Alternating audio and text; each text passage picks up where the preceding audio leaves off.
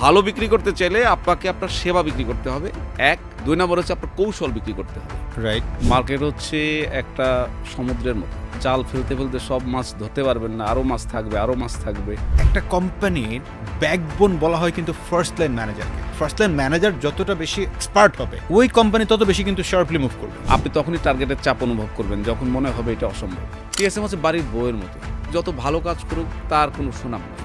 সেলসে কাজ করলে মানে চাপাবাজ হইতে হয়, চাপাবাজি না করলে সেলসে ভালো করা যায় না। সেলসম্যানের মূল পাওয়ারটাই হচ্ছে একটা রিলেশনশিপ। সে যদি ভালো করতে চায় কোনো একটা দোকানদারের সাথে, তার একটা রিলেশন তৈরি হবে।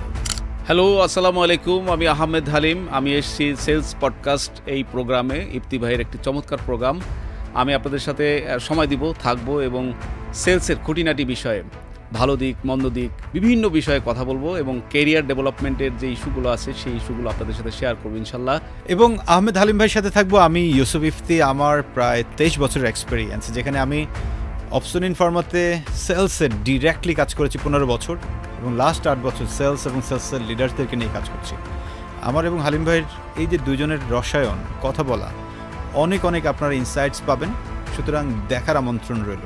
Stay tune.